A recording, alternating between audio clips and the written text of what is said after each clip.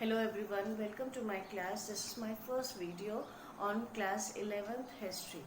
Before I start with the content of the book, I'll be discussing some general thing just to introduce what history is all about. If we are talking about history, then it is a written account of people, place or any event of the past, right?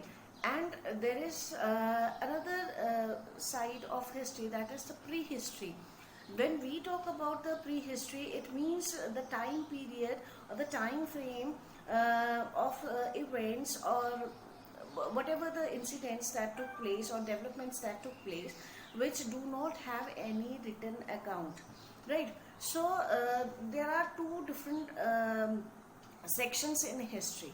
So when we talk about the earliest society or the earliest development of human history, then probably we are dealing with such time period when of prehistory time, when we do not have enough or we do not have any written account for that, right, for that development. So talking about the first unit of NCERT book, that is the earliest societies. In this, two themes are given.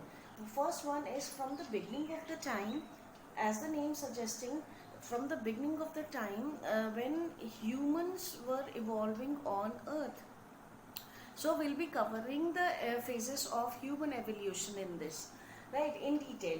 And the second theme deals with the writing and the city life.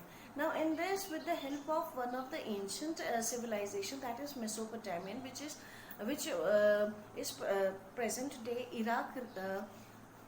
With this civilization, we'll be trying to understand when the writing was developed, how the development of city life started, right?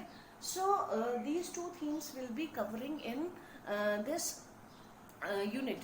Now first theme is dealing with the prehistory time, when we do not find any written account on this human evolution and on these things. So we need to depend on various kind of sources. See, sources plays a very important role in studying history. Our historians, they are dependent on various type of sources. Written sources are direct sources from where we get the information in a written form, right? And archaeological sources helps us in understanding or giving information through different objects that probably found from the excavation site, right? So by studying these objects, the historians tried to reconstruct the past, right? And archaeological sources are very beneficial for studying or for dealing with such time period on which we do not have direct written sources, right? So let's begin the first theme, that is from the beginning of the time. In this video, I'll be just giving you an idea what we will be discussing throughout the chapter. So through this table, I'll be trying to make you understand the evolution of the early humans. So in this chapter, we'll be focusing on the phases of evolution, human evolution, how from ape to Australopithecus, from Homo erectus to Homo sapiens, how the changes were appearing on the human ancestor. Then we'll be focusing on modern humans and hunter and gatherers, right? Then we'll be discussing about the places of evolution. It is believed by the historians that probably the human evolution first, or human ancestor first, appeared on Africa, on the equatorial region, and from there to they moved to the grasslands, right? How so if you see the content of the book, you'll find before the first theme, there is a detailed timeline is given, which is showing the developments that were taking place in Africa, in Europe, in Asia, and what developments took place, right? This is go through that timeline, that is very important. So places of evolution we'll be discussing.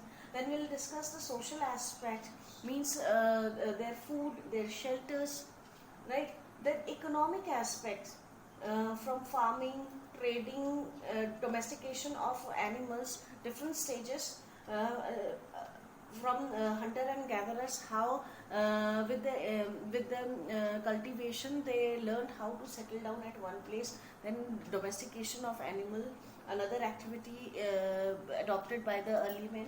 And then how they involved in doing trading. These were the economic development taking place.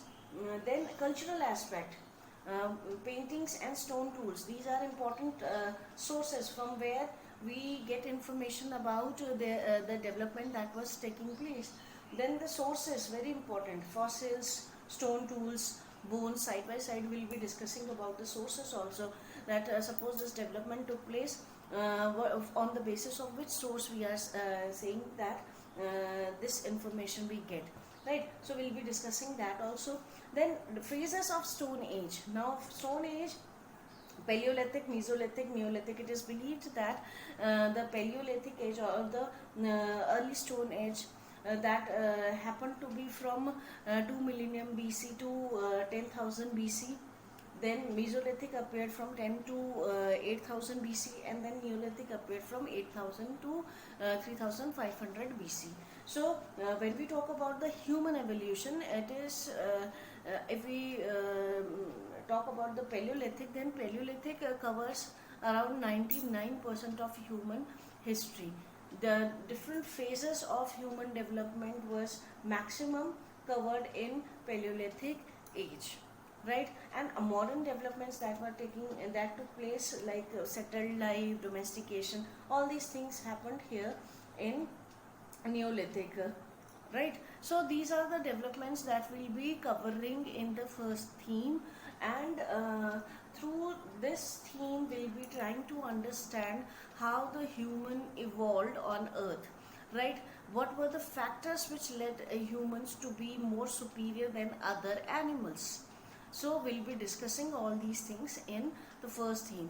So please like, share and reviews and subscribe this channel. Thank you for watching.